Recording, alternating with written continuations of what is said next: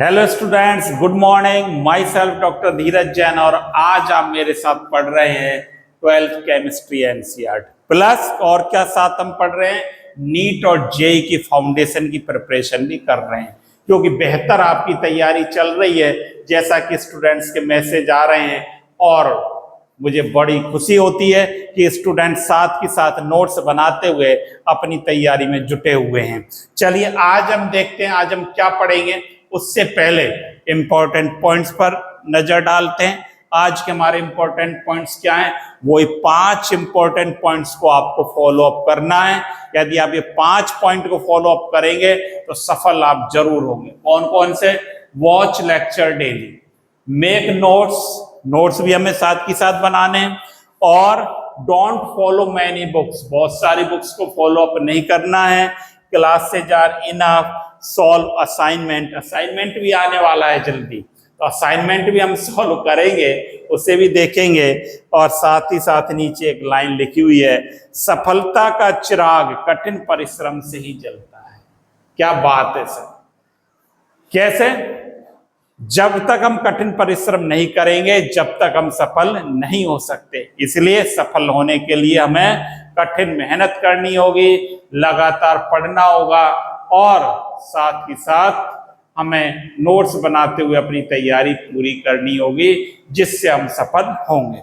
चलिए आगे देखते हैं, टुडेस टॉपिक की तरफ चलते हैं। वाह क्या बात है! आज क्या टॉपिक जो है हमारा क्या है? नॉर्मेलिटी।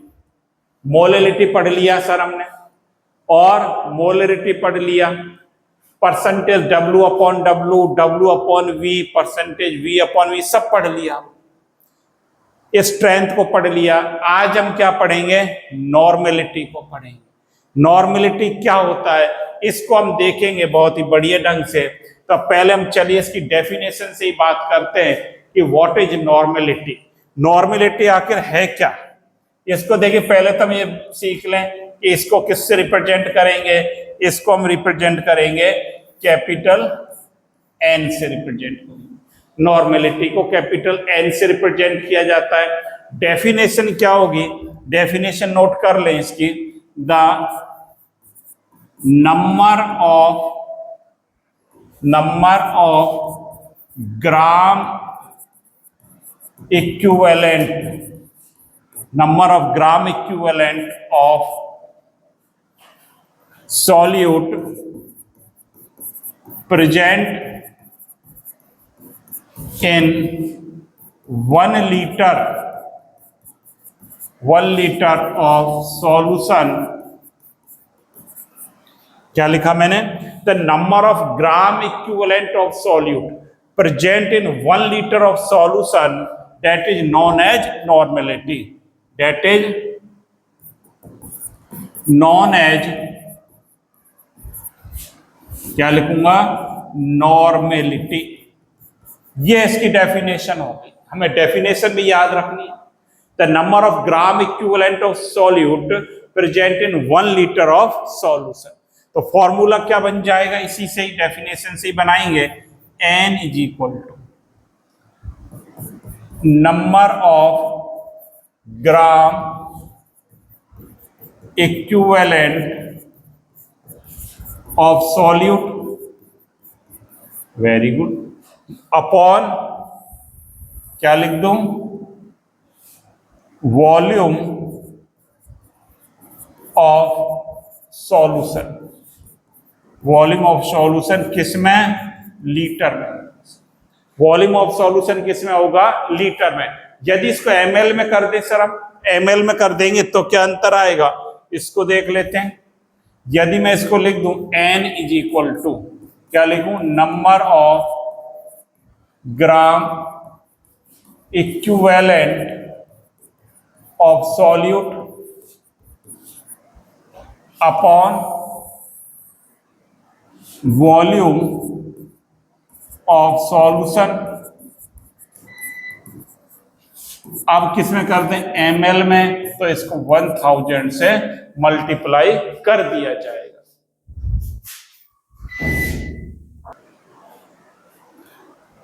देखिए बीच में थोड़ा डिस्टरबेंस हुआ लाइट के जाने से, चलिए खैर कोई नहीं। N इज इक्वल टू क्या हो गया, number of gram equivalent of solute upon volume of solution. अब हमने किस में ले लिया, ml में ले लिया दादा, ये ml में ले लिया तो 1000 से इसको मल्टीप्लाई कर देंगे 1000 से। ये बात आपको पता है, जब ml से लीटर बनाए जाते हैं तो 1000 से डिवाइड करेंगे, ये बात आपको अच्छी तरह पता है।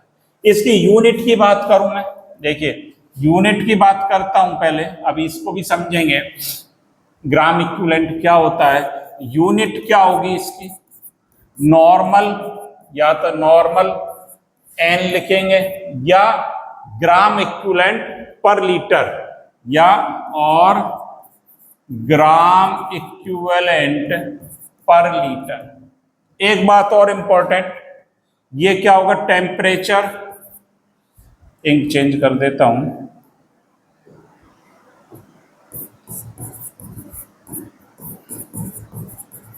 टेम्परेचर क्या होगी, डिपेंडेंट, टेम्परेचर डिपेंडेंट होगी, क्योंकि इसमें क्या आ रहा है, वॉल्यूम। जब वॉल्यूम आ जाता है तब वो कंसंट्रेशन टर्म क्या हो जाती है, टेम्परेचर डिपेंडेंट हो जाती है। इस पर क्वेश्चन बनता है सीधा, नीट में, जेई में डायरेक्ट बन रहा है कि टेम्परेचर डिपेंडेंट कौन सा है, इसमें से पूछ लिया जाता है, या कौन सा नहीं है, उनको अभी हम देखेंगे। तो ये टेम्परेचर डिपेंडेंट है। अब इंपॉर्टेंट बात क्या है दादा इसमें, यहां पर इसको समझ लें कि सर ये ग्राम इक्विवेलेंट क्या है।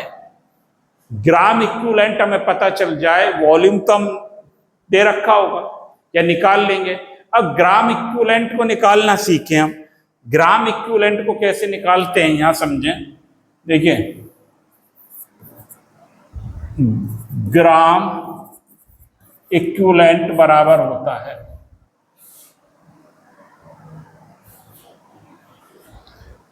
ये आपने लिखा इसकी डेफिनेशन, ग्राम इक्विवेलेंट बराबर, अब देखिए क्या होता है, gram equivalent mass of solute, क्या लिखेंगे, मास ऑफ सॉल्यूट अपॉन इक्विवेलेंट मास की हम बात करेंगे। तो या ग्राम इक्विवेलेंट को हम क्या कह दें, गिवन मास ऑफ सॉल्यूट, मैं क्या लिख दूं, given mass of solute, solute का जो हमें मास दे रखा है, अपॉन इक्विवेलेंट मास, अपॉन इक्विवेलेंट मास। अब यहां पर फिर फंस गए, मास ऑफ सॉल्यूट तो हम कैलकुलेट कर लेंगे, दे रखा होगा। अब इक्विवेलेंट मास क्या होता है सर, अब देखिए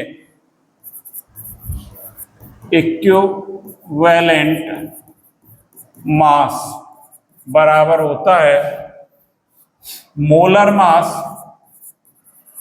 molar mass upon N factor, ये होता है molar mass upon N factor.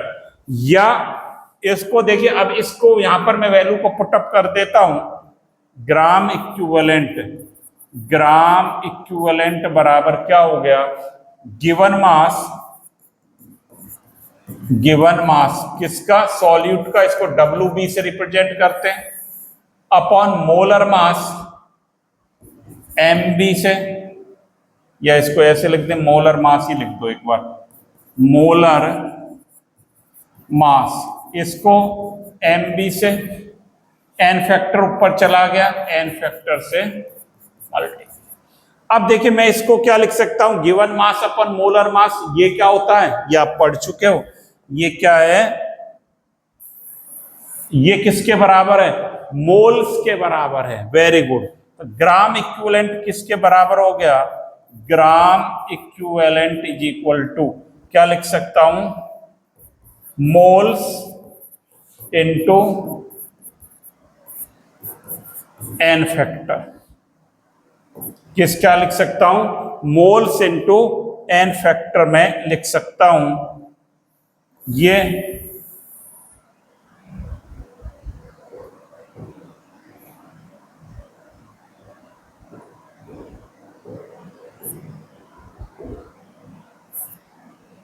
ये लिख सकते हैं। तो ये आगे ग्राम इक्विवेलेंट का फॉर्मूला आपका, इसको इधर कर, ये आ गया। मोल्स इनटू एन फैक्टर लिख सकते हैं। तो आपके बात समझ में आ गई होगी दादा। नॉर्मेलिटी क्या होती है? Number of gram equivalent of solute present in 1 litre of solution. क्या कहा मैंने? ये फॉर्मूला लिखा हुआ है, number of gram equivalent of solute present volume of solution. ये ml में तो 1000 से मल्टीप्लाई करेंगे, लीटर में तो सीधा लिख देंगे। Unit normal gram equivalent per litre, temperature dependent है। अब हमने ग्राम इक्विवेलेंट कैसे निकालते? Given mass of solute upon equivalent mass. Equivalent mass कैसे निकालेंगे? Molar mass upon N factor. अभी एन फैक्टर क्या है इसको भी हम सीखेंगे बहुत बढ़िया ढंग से, आराम से सीखेंगे सारी चीजों को। तो हमने लिख दिया, इसको फॉर्मूले में पुटअप कर दिया तो ये बन गया given mass molar mass into N factor बन गया, ग्राम इक्विवेलेंट का फॉर्मूला आ गया। ये बात ही बिल्कुल क्लियर हो जानी चाहिए। इसके बाद जो है एन फैक्टर की हम बात करेंगे। देखिए एन फैक्टर क्या होता है। अब देखिए एन फैक्टर की बात हम करते हैं। ये रह गया था यहां पर एन फैक्टर, सारी चीजें हमारे समझ में आ गई थी। एन फैक्टर को और हमें सीखना है कि एन फैक्टर क्या है। एन फैक्टर क्या होता है? N factor it is the,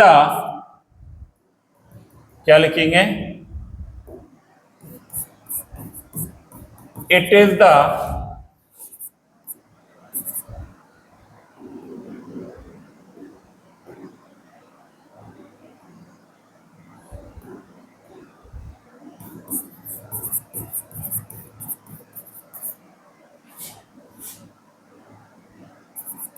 replaceable H plus और OH माइनस। रिप्लेसेबल H और OH माइनस होंगे, वो क्या होगा? एन फैक्टर होगा। अब देखिए मैं बात करता हूं एन फैक्टर फॉर एसिड की बात करता हूं। ए पॉइंट लगाइए, N factor for acids. Acids की बात करें, एन फैक्टर एसिड के लिए कैसे कैलकुलेट करेंगे? जैसे मेरे पास एसिड है HCl, या तो मैं लिख देता हूं, देखिए यहां लिख लेते हैं हम एसिड और यहां लिख लेते हैं एन फैक्टर। मेरे पास एसिड जो है यहां लिख दिया HCl है, इसमें कितने हाइड्रोजन रिप्लेस हो सकते हैं? एक हाइड्रोजन दिखाई देता है, तो इसके लिए एन फैक्टर क्या हो गया? 1। मान लीजिए ये HNO3 नाइट्रिक एसिड, इसमें भी 1 दिखाई देता है सर, तो एन फैक्टर कितना बन गया? 1। मैं लिख देता हूं H2SO4, तो यहां पर रिप्लेस कितने हाइड्रोजन हो सकते हैं? 2, तो इसके लिए एन फैक्टर कितना बन गया दादा? 2 बन गया, 2। अब देखिए, अब और एग्जांपल लिखिए, जैसे H3PO4 है, H3 मैंने क्या लिखा? PO4। यहां पर यहां लिख लें, चाहे ऐसे लिख लें, नीचे कर लें इसको, ये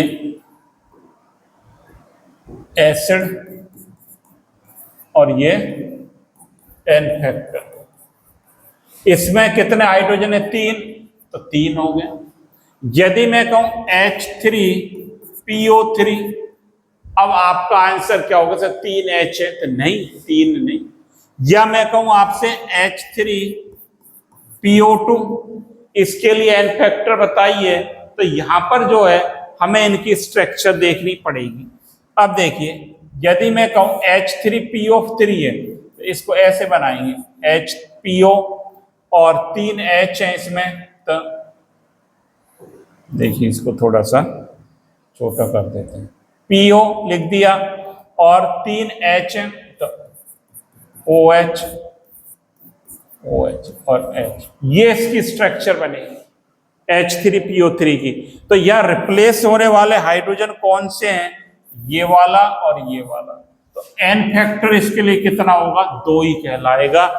इसको देख के कंफ्यूज नहीं होना है, 3। इसके लिए जैसे मैं बात करूं P डबल बॉन्ड O और OH और H3, तो इसमें कितने रिप्लेसेबल H है? एक, तो इसके लिए N फैक्टर क्या होगा? 1 होगा। बात आ रही समझ? जितने रिप्लेस हाइड्रोजन हो सकते हैं वो एसिड का N फैक्टर होगा। अब जैसे H3PO4 है, इसकी भी स्ट्रक्चर देख लें, इसकी स्ट्रक्चर इसको भी समझ लें। P11O OH OH H3 और PO4। अब एक ऑक्सीजन हमें और जोड़ना है इस पर, तो क्या करेंगे? H3PO4 में 3 H है, तो एक और जोड़ दीजिए OHS। तो यहां पर रिप्लेसेबल हाइड्रोजन कितने हैं?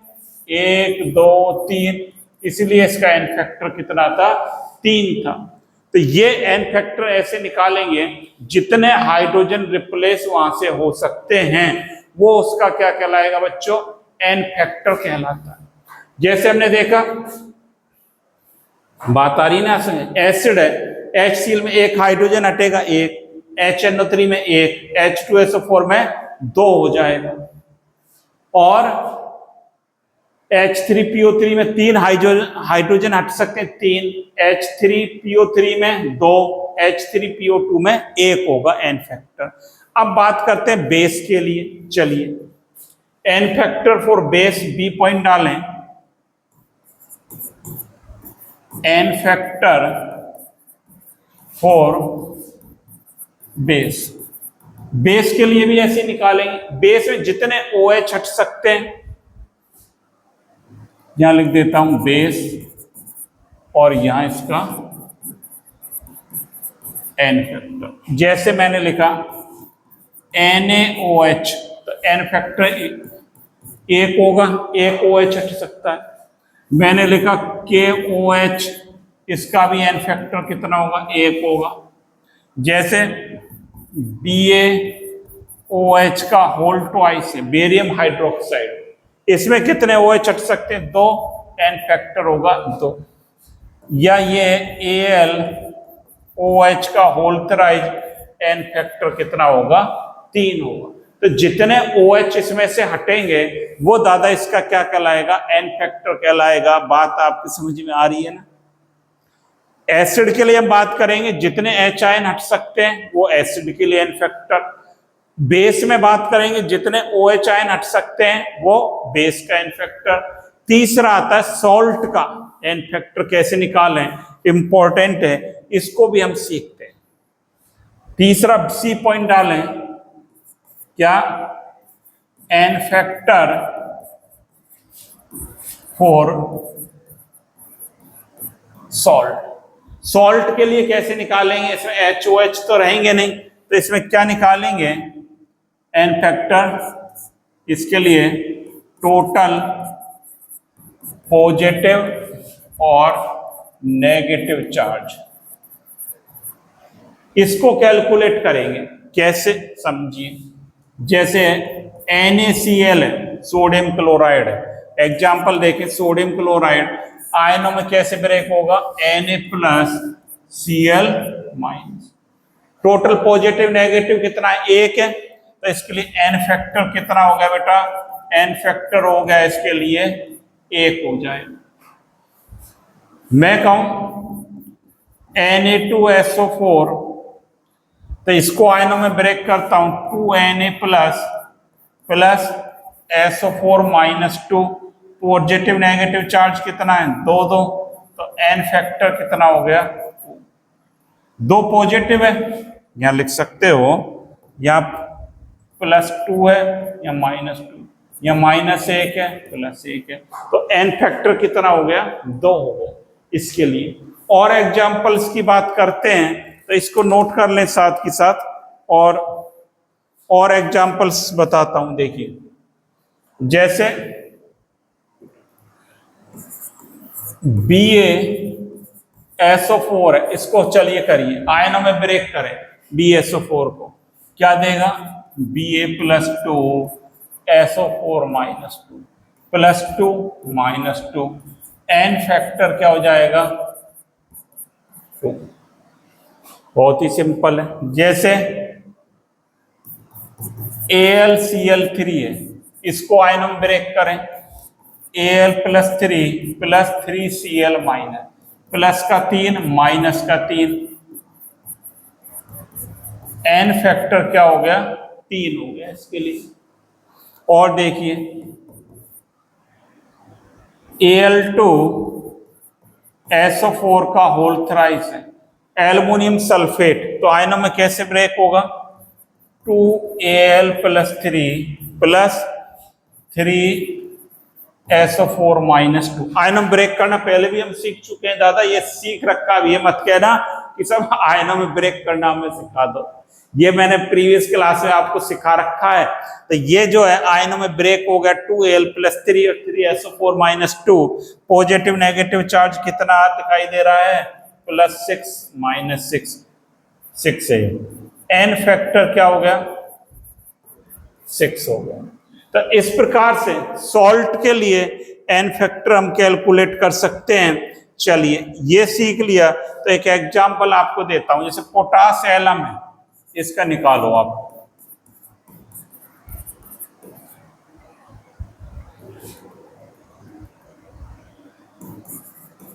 पोटास एलम क्या होता है K2SO4 Al2SO4 का होल थ्राइस डॉट 24। इसके लिए n फैक्टर निकालो, फटाफट निकालो, चलो करो, 1 मिनट का टाइम है।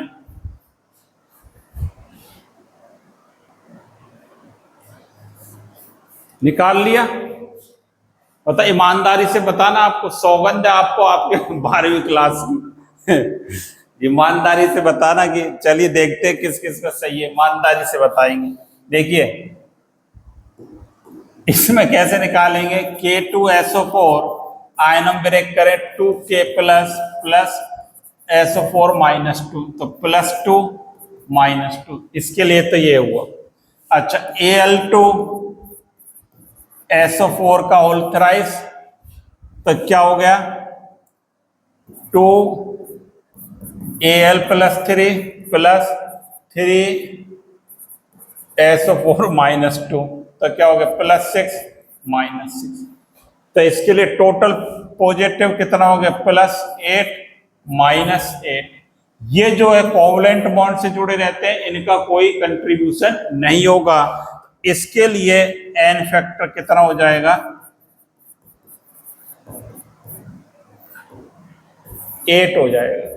ईमानदारी से बताइए कि सही निकाला है नहीं निकाला है। बिल्कुल कसम है आपको अपनी 12th क्लास की।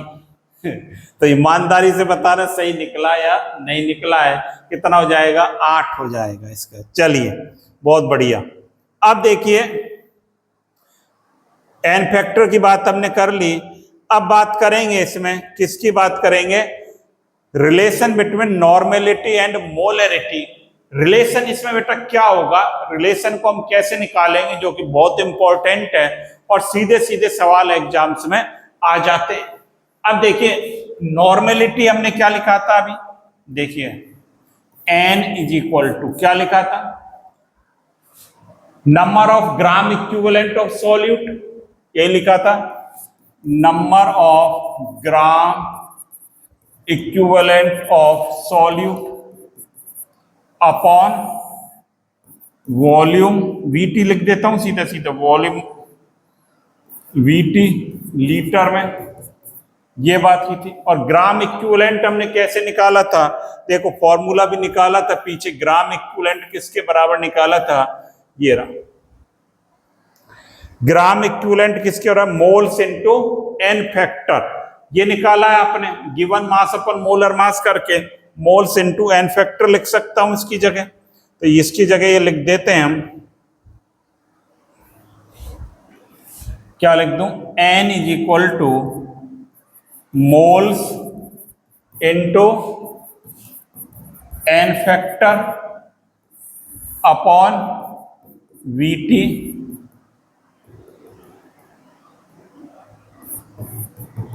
लीटर में। अब देखिए n इज इक्वल टू, अब मुझे बता दो ये किसके बराबर है, मोल्स अपॉन वीटी किसके बराबर है? Number of moles present in 1 litre of solution, molarity पढ़ाया आपने। Number of moles present in 1 litre of solution N के बराबर है क्या नहीं बेटा? ये इसको क्या लिख सकता हूं? N is equal to M into N factor. बहुत बढ़िया। तो ये आ गया रिलेशन, क्या आ गया? एन इज इक्वल टू क्या आ गया? M into N factor. ये रिलेशन हमें याद रखना है सीधा सीधा, ये हम कैसे भी रखें इसको हम याद रखेंगे रिलेशन। एक तो ये रिलेशन हो गया। एक देखिए रिलेशन और बता देता हूं, strength, relation between normality and strength. इसको भी लिख लें, यहां है नहीं, क्या लिख लें? हेडिंग डाल लें, relation between N and S. N क्या है? नॉर्मेलिटी। एस क्या है? स्ट्रेंथ। देखिए नॉर्मेलिटी क्या अभी निकाला था formula, N is equal to क्या लिखा था हमने? Gram equivalent of solute upon, ये लिखा था gram equivalent of solute upon VT, यही लिखा था। और ग्राम इक्विवेलेंट किसके बराबर होता है? गिवन मास अपॉन इक्विवेलेंट मास, given mass WB upon equivalent मास EB इंटू VT, ये बराबर होता है। अच्छा ये बता मुझे कि ये किसके बराबर है? ये WB अपॉन VT, ये किसके बराबर? स्ट्रेंथ के बराबर होता है। क्या डेफिनेशन लिखी थी? The given mass of solute present in a 1 litre of solution that is known as strength. ये S के बराबर है क्या नहीं? तो N बराबर क्या आ जाएगा? सीधा सीधा N बराबर हम लिख देंगे, क्या लिख देंगे? N बराबर S अपॉन, क्या आगे देख लो, ये S upon EB, S upon EB। S क्या है? डेट इज स्ट्रेंथ, EB क्या है? इक्विवेलेंट मास।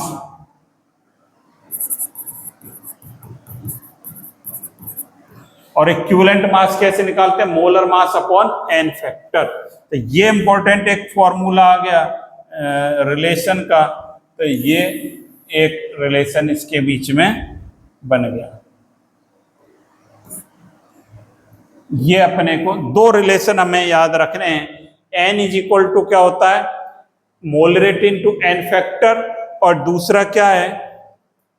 S upon EB। ये आ गया।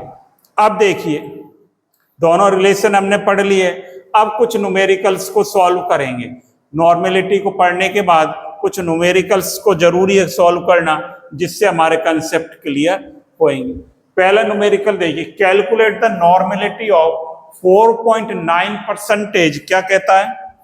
Calculate the normality of 4.9% W upon V H2SO4। ये दे रखा है, ये दे रखा है कि 4.9 W upon V percentage H2SO4, ये दे। और 4.9% का क्या मतलब है? इसका क्या मतलब बता रखा है? 4.9 ग्राम H2SO4 present in 100 ml solution. ये बताया था W अपॉन V का मतलब। अब इसके सबसे पहले मोल्स निकाल लें। मोल्स, मोल्स कैसे निकालते हैं? Given mass upon molar mass. Given mass कितना है? 4.9, और इसका MB कितना होगा? H2SO4 के लिए निकालिए जरा, 3 + 32 + 64 90, कितना हो गया? 3 नहीं 2, ये क्या है? दो ही तो है, ये 2, 60, 30, 90, 98 हो गया। तो 98 ये हटा दिया, ये कितनी बार कट गया? 2 बार कट गया क्या? तो 1/20 मतलब 0.05 आ गया क्या? 0.05 मोल्स आ गया। ये बना लें। अब इसके लिए एन फैक्टर निकाल लें। एन फैक्टर कितना होगा? 2 होगा। H2SO4 के लिए इतना करो। अब आगे बताओ आप, इतना मैंने बता दिया। एन फैक्टर आपने इसके लिए निकाल लिया और अब तो सारी चीज क्लियर है आपके। अब ग्राम इक्विवेलेंट निकाल लो। ग्राम इक्विवेलेंट बताया तभी आपको फॉर्मूला। ग्राम इक्विवेलेंट कैसे निकालेंगे? Moles into N factor. Moles कितने आए? 0.05 इंटू एन फैक्टर 2 कितना आ गया? 10.1 आ गया। क्या आ गया? 0.1 आ गया। अब इसको आप क्या कर लें? सीधे सीधे इसके फॉर्मूले में पुटअप कर दें। अब फॉर्मूले में लिया हूं, देखो n इज इक्वल टू क्या है? Number of gram equivalent of solute upon VT litre. Number of gram equivalent कितना निकाला? 0.1। VT 100 ml इंटू 1000 से मल्टीप्लाई कर दो। 100 दे रखा है ना, इसका मतलब यही तो है। 4.9 gram of H present in 100 ml of solution. तो मैंने VT क्या लिख दिया? 100 ml में है, इसलिए 1000 से मल्टीप्लाई कर दी। अब देख लो, 2 0 से 2 0 कैंसिल, ये भी कैंसिल। तो नॉर्मेलिटी क्या आ गई? n is equal to 1n आ गया। ये आंसर आपका आ जाना चाहिए। ये आ गया ना सभी का? Very good. अब देखिए अगले सवाल पे चलते हैं। हाँ, अगले सवाल देखिए। Calculate the normality of 2MH2SO4। देखो सीधा सीधा आया है। क्या कहता है ये? Calculate the normality. n calculate करनी है। 2MH2SO4 solution. 2M, n क्या होता है? Molarity into N factor. Molarity कितनी? 2।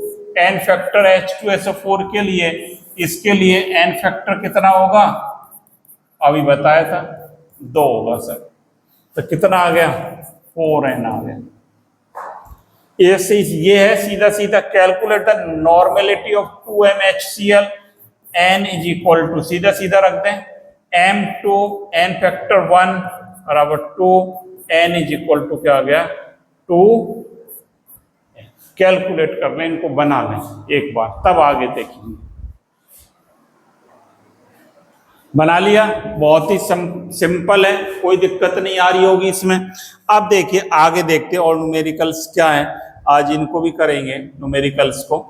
कैलकुलेट द नॉर्मेलिटी क्या कहता है? कैलकुलेट द नॉर्मेलिटी कैलकुलेट करवा रहा है। Normality of 4.9% W/W H2SO4 solution whose density. अब डेंसिटी दे रखी है इसने, तो देखिए वैसे ही जैसे अभी पहले किया था सवाल, वैसे ही अप्रोच करनी है। क्या दे रखा है? 4.9% W/W। इसका मीनिंग क्या है? इसका मीनिंग ये है 4.9 ग्राम H2SO4 present in 100 gram solution. यही मतलब है इसका। 100 ग्राम सॉल्यूशन में है तो इसके मोल निकाल लें। मोल्स किसके? H2SO4 के 4.9 अभी निकाला था। मोलर मास H2SO4 का भी निकाला था, कितना? 98। तो कितना आया था ये? 0.05 आया था मोल्स इसके। एन फैक्टर इसके लिए, एन फैक्टर कितना आएगा? 2 आएगा। अब ये दोनों बातें निकाल ली। अब नॉर्मेलिटी के लिए हमें क्या चाहिए, वॉल्यूम और चाहिए। हमें क्या दे रखी है इसमें, डेंसिटी दे रखी है। अब देखिए density is equal to D is equal to M upon V, V निकालना है, V is equal to M upon D.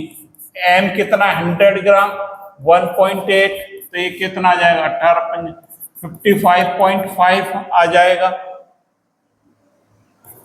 ml, 55 ml में ये आ जाएगा। ये मास ग्राम में, ये ग्राम पर ml है, ml ही है ना, हाँ, तो ये ml में आ गया। अब निकाल लीजिए नॉर्मेलिटी, फॉर्मूला क्या है, n is equal to number of gram equivalent of solute upon VT, ml में है तो 1000 से मल्टीप्लाई कर दो। ग्राम इक्विवेलेंट ऑफ सॉल्यूट कितना आया इसके बच्चों, नहीं निकाला, निकाल लो। ग्राम इक्विवेलेंट कितना हो जाएगा, बोलो, moles into N factor. Moles कितने 0.05 इंटू 2 बराबर कितना हो जाएगा 0.1 आ जाए। तो ये लिख लें यहाँ पर कितना हो गया 0.1 अपॉन 55.5 इंटू 1000। ये आंसर निकल कर आएगा 1.8 n आएगा अप्रोक्स। इसका गुणा भाग कर लेना, गुणा भाग के आपके कैलकुलेशन की चर्चा तो दूर दूर तक हैं, आप कर लेते हैं, तो 1.8 n इसका निकल कर आंसर आ जाएगा। तो ये इस प्रकार से हमें क्या करनी है, अप्रोच करनी है न्यूमेरिकल्स पर, कि जिससे इजी वे में हम न्यूमेरिकल्स को कर पाए। अब चलिए आगे चलते। अब देखिए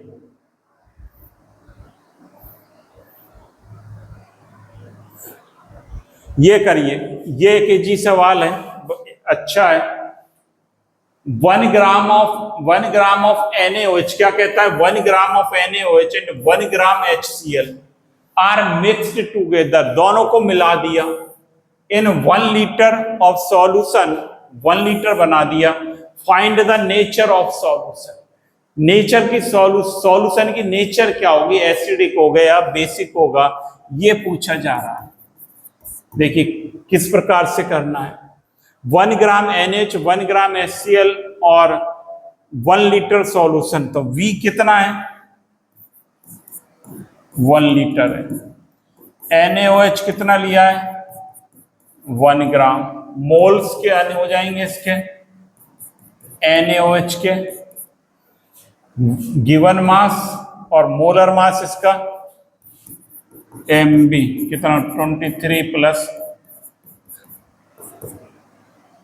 40, 1/40 आ गया मोल्स इसके। इसी प्रकार HCl है, HCl के निकाल लो। HCl कितना दे रखा है, HCl भी कितना 1 ग्राम है, इसका Mb कितना हो जाएगा 36.5, मोल्स इसके 1/36.5 मोल्स आ गए। ये मोल्स आ गए। और ग्राम इक्विवेलेंट क्या होता है, ग्राम इक्विवेलेंट बराबर moles into N factor. Gram equivalent NaOH moles कितने आए इसके 1/40, एन फैक्टर 1, तो क्या हो गया 1/40। और ग्राम इक्विवेलेंट HCl क्या आ गया, कितना आया ये 1/36.5 इंटू 1/36.5। तो क्या लिखेंगे, ग्राम इक्विवेलेंट ऑफ NaOH मतलब ग्राम इक्विवेलेंट, नॉर्मेलिटी क्या होती है ग्राम इक्विवेलेंट अपॉन वॉल्यूम। तो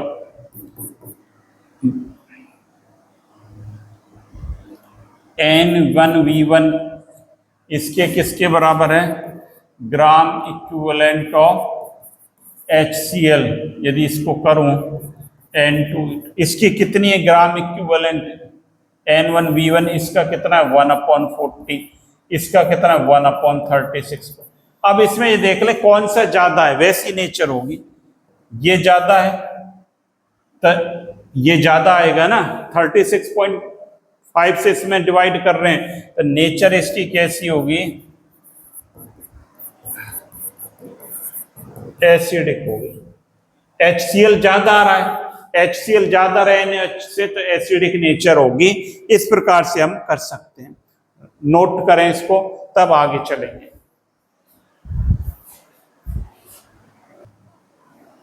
चलिए बना लिया, बहुत बढ़िया, बहुत अच्छा सीख रहे हैं आप लोग। अब देखिए अगले सवाल को अप्रोच करते हैं जो कि इंपॉर्टेंट है। अगले न्यूमेरिकल्स की तरफ चलते हैं। चलिए दादा अगले न्यूमेरिकल्स को देखें क्या कहता है। 30 ml of 0.1 m H2SO4 is mixed with 50 ml of 0.2 m NaOH. Find the normality of solution। देखिए नया कंसेप्ट आया है, इसको सीखें कैसे करेंगे। नोट डाल के लिख लें इसमें, mixing of acid plus base. Acid और बेस की मिक्स कर रहे हैं। एसिड H2SO4 किसके साथ मिक्स है, NaOH के साथ। तो क्या फॉर्मूला है इसके लिए, N1V1 minus N2V2 is equal to N3V3। ये फॉर्मूला यहां पर अप्लाई करेंगे जब ये दोनों इस प्रकार से हो। देखिए और नेचर की मैं बता देता हूं। जब N1V1 ये एसिड का ज्यादा होगा, किससे, N1V1 बेस से, तो नेचर कैसी रहेगी, एसिडिक रहेगी। N1V1 एसिड ज्यादा रहेगा, जब नेचर कैसी हो जाएगी, एसिडिक हो जाएगी। N1V1 हटा दो, ये NV लिख ले सीधा। और जब ये कर दें, जब ये इस प्रकार से हो जाएगा, NV acid less than NB base की ज्यादा है, तो नेचर कैसी हो जाएगी, यहां लिख लें, बेसिक नेचर का हो जाएगा। और जब ये दोनों बराबर हो जाते हैं, NB एसिड बराबर NB बेस, तो कैसा हो जाएगा, न्यूट्रल हो जाएगा सॉल्यूशन। ये हमें कंसेप्ट समझना है। देखिए कंसेप्ट हमारा क्या है, जब दो की मिक्सिंग करेंगे एसिड बेस की, N1V1 minus N2V2 is equal to N3V3 लगाएंगे। अब ये क्या कर रहा है, 30 ml ऑफ 0.1 m H2SO4 किसके साथ, NaOH के साथ मिक्स कर रहा है। Find the normality of final solution की नॉर्मेलिटी को कैलकुलेट करना है, फाइनल सॉल्यूशन। तो एक एक करके इनको देखते हैं क्या है।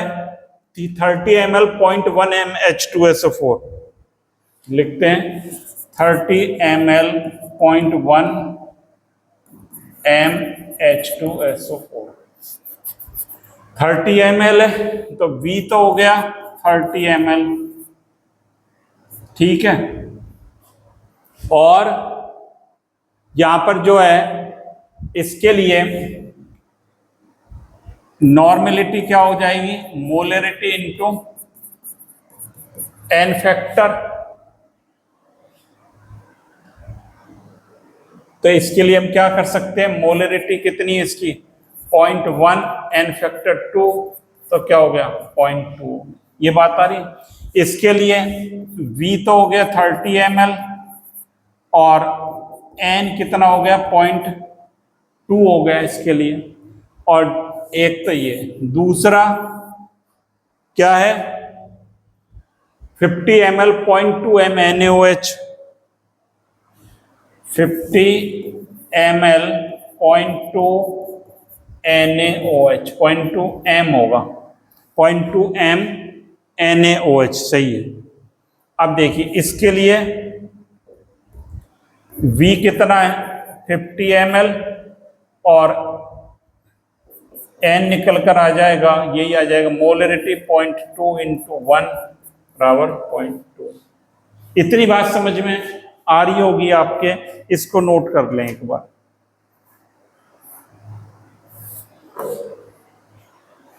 आ रही है? अब देखिए N1V1 माइनस N2V2, इससे पहले ये कर लें N1V1 minus N2V2 is equal to N3V3।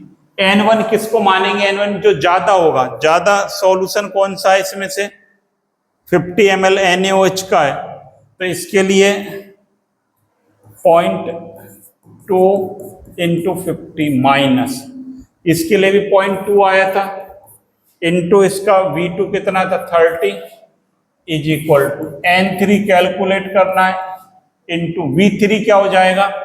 V3 हो जाएगा 50 प्लस 30 80 ml। तो इसको क्या कर दूं 80 कर देता हूं, यहां लिख देता हूं इसमें। चलिए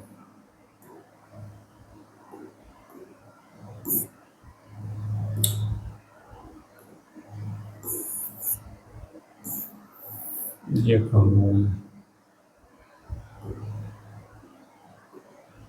ये था ना, ये आ गया। अब देखिए, अब ये कितना आ गया 5 दूनी 10, 10 आ गया, 10 minus 6 is equal to N3 into 80 आ गया। यही आ गया क्या?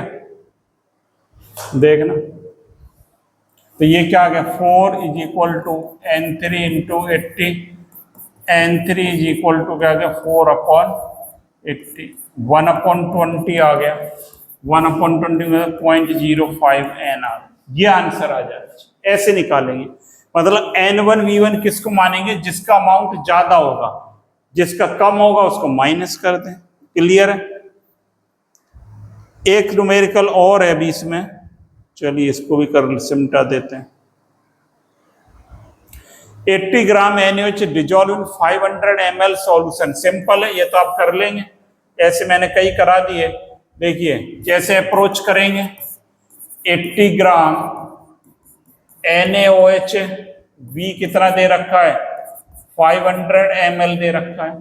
पहले इसके मोल निकालने, मोल NaOH कैसे निकालेंगे? Given mass upon molar mass कितना होता है NaOH का?